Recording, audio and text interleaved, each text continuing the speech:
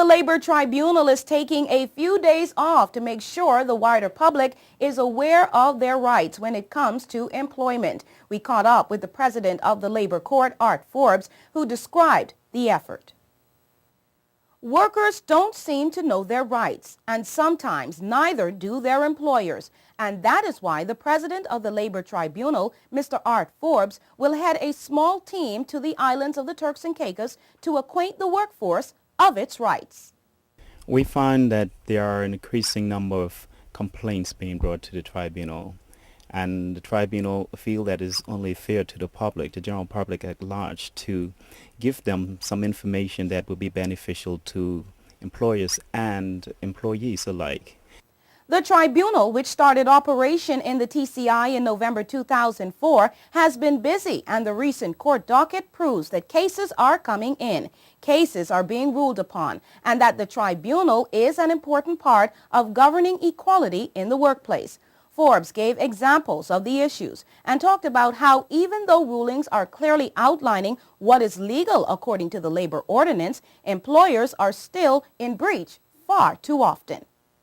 Especially in the cases of unfair dismissal, persons not having contracts of employment, persons not being paid the minimum wage, persons not being paid their holiday pay before they go on vacation.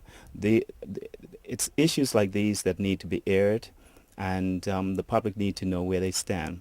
The tribunal feels that if the employer knows and the employee knows, you have a better working relationship, less complaints being brought to the tribunal, maybe I'll get a rest from all of this. The public is aware that we had quite a number of workers who complained that they were not paid the minimum wage.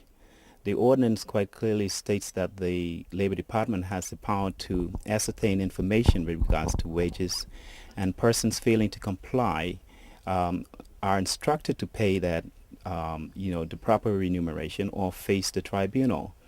Unfortunately, that hasn't happened, and so what it has done is create extra problems for the tribunal. Right now, there is just the lone tribunal or labor court in Providenciales, and so the mission to leave this island and to go into some of the others is a proactive approach to getting the word out and circumventing industrial strife. We go to South Caicos and we'll have a meeting at 6 p.m. That seems to be the best time for most of the people that work in South Caicos. After overnighting in South Caicos, we'll then head back to Provo and go to North Caicos, where we'll have a meeting there at the Q-Town Community Center for the residents of North Caicos, being very close to Parrot Key, where most of them are employed. And perhaps in the next few weeks or so, we'll go back to Grand Turk and have a place where we would actually have similar meetings, then on to Salt Key and Middle Caicos. Forbes said the educational campaign will continue. It began Thursday morning with a 9 a.m. radio talk show on RTC in Grand Turk.